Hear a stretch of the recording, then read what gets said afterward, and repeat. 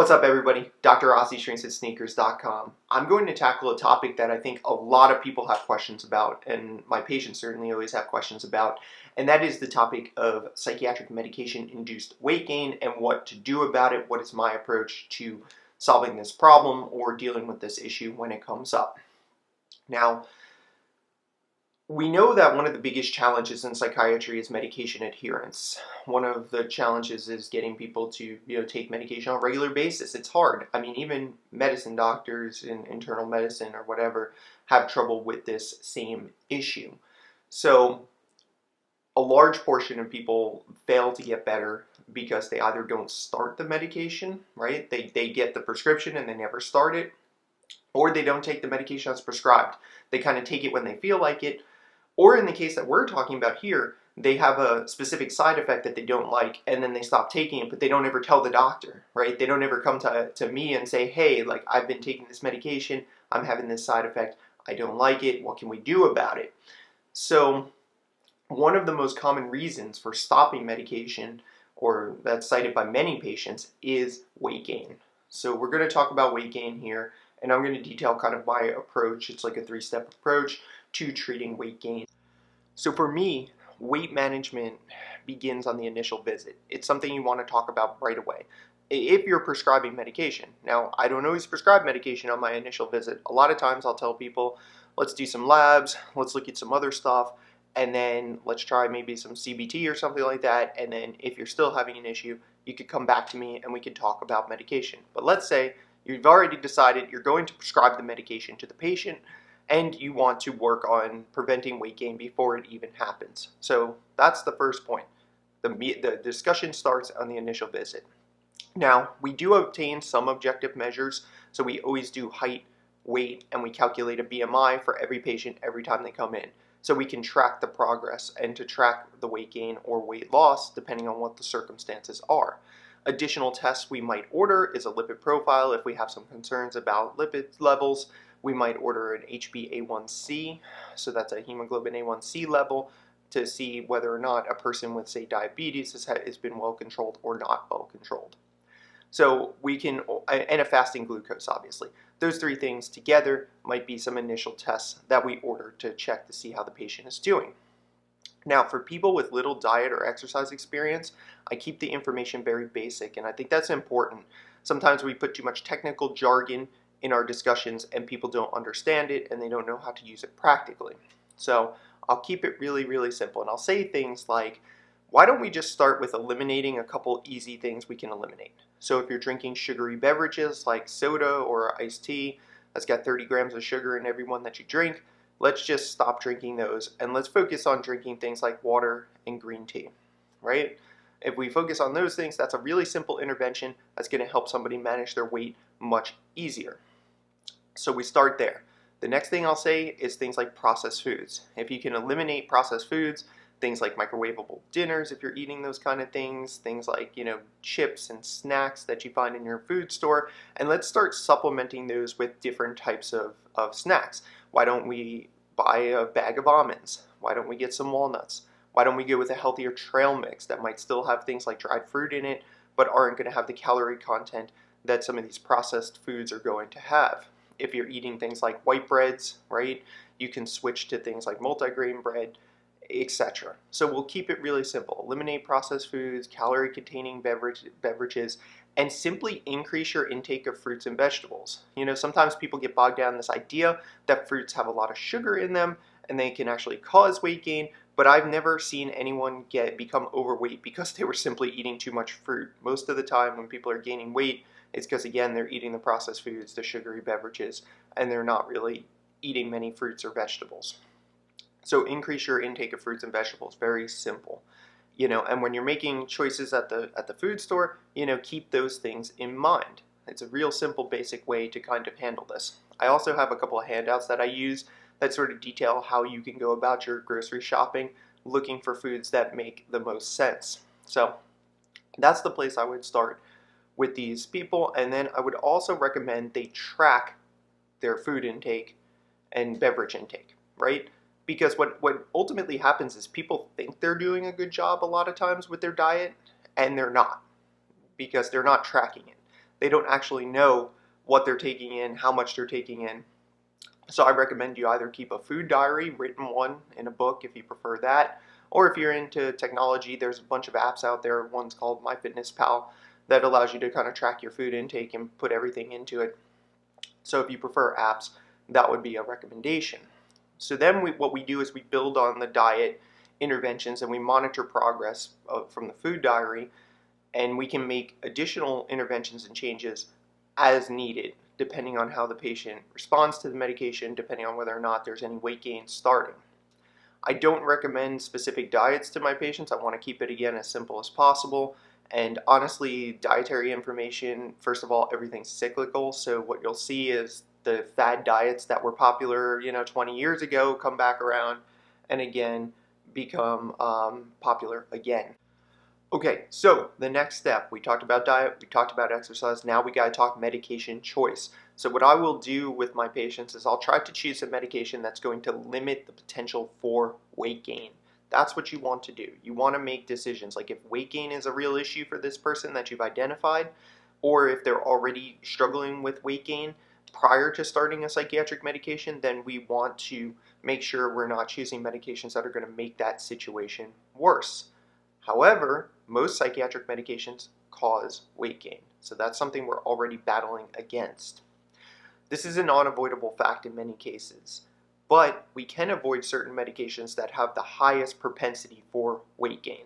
And those medications that come to mind when we're thinking about this are things like clozapine, or olanzapine, or Zyprexa, and mirtazapine, or Remeron, which is an antidepressant medication. So two of those are dopamine blocking medications. One is a serotonin-based drug that is also an issue, right? So these are the ones that cause the most weight gain, and it's good planning on the physician's part to kind of be mindful to avoid those medications, at least initially, unless the patient really needs them. And in the case of clozapine and olanzapine, they tend to be more effective dopamine blocking medications and for more severe mental illness. It's important to note also that things like aripiprazole often get noted as being weight neutral, meaning they don't cause any propensity for weight gain. However, in clinical experience, I've seen weight gain in things like aripiprazole, just like I've seen with other medications. Maybe not to the extent of things like olanzapine or clozapine, but still weight gain nonetheless. So being mindful that they're not necessarily, even if they say they're weight neutral in the literature, it's not 100% a guarantee that they'll be weight neutral.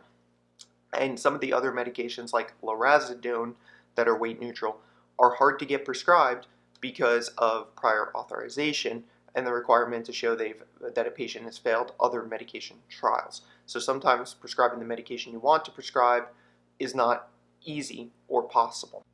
So we finally come to the last part here, and that is pharmacological intervention for weight gain. So my last line of defense, people again always accusing us of prescribing too many medications.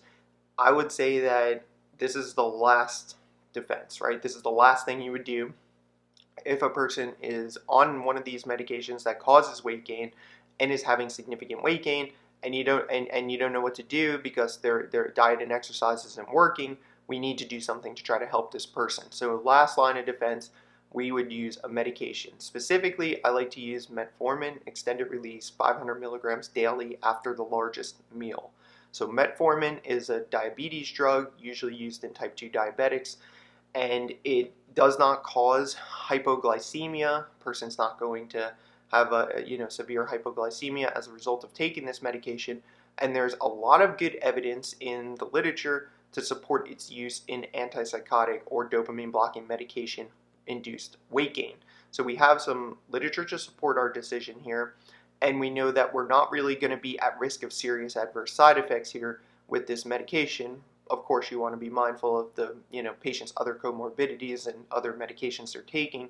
Make sure you're not again doing anything dangerous. But if, let's just say, the patient is fine to take this medication, it's a good place to start.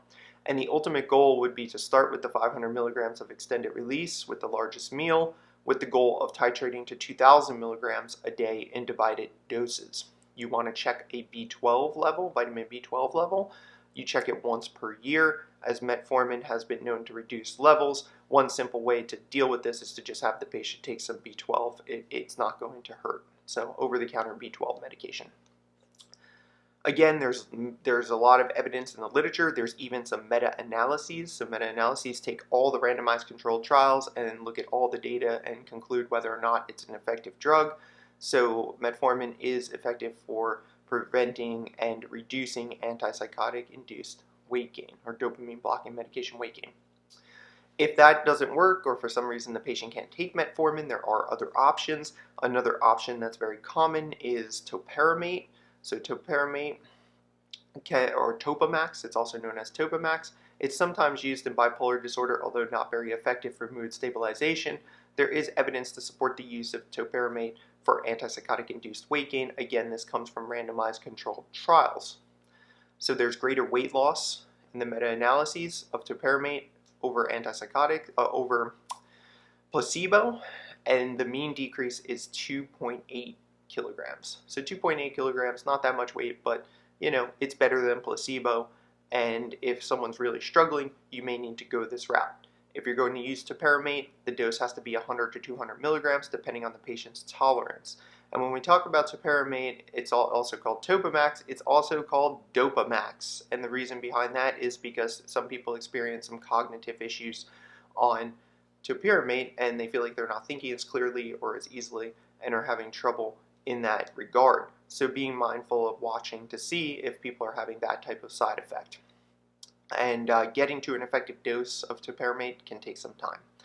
Now recently, I just want to talk briefly, the FDA approved a medication called semaglutide. And this is an injectable diabetes medication for chronic weight management. So this has been FDA approved now for chronic weight management in adults with obesity and one related condition. So that would be something like hypertension. So they have to have obesity, hypertension. You can now prescribe this medication. And this medication acts like glucagon, right? It acts like glucagon, so it's called a glucagon-like peptide 1 agonist, GLP-1 agonist. That's the mechanism of action, not that important. It's an injectable medication that you take 2.4 milligrams once weekly. There's also another version of it called liraglutide, so there's semaglutide and there's liraglutide. And I think each of those would be reasonable choices. The limiting factor in this, it is very exciting that it helped people to lose weight who are struggling with obesity and comorbid conditions. But the issue is it's very expensive. And I've kind of wrote in some of my comments, people have asked me about those type of things in prescribing, like should we prescribe generics versus brand names? Well, a lot of times it's going to come down to cost, and a lot of patients don't have the money to buy brand name drugs. They have to use generic drugs because they don't have the money. It's plain and simple. I mean, so being mindful of what the cost is for the potential benefit. So that wraps the video. That covers all my methods, at least initially, for preventing weight gain or treating weight gain from psychiatric medications.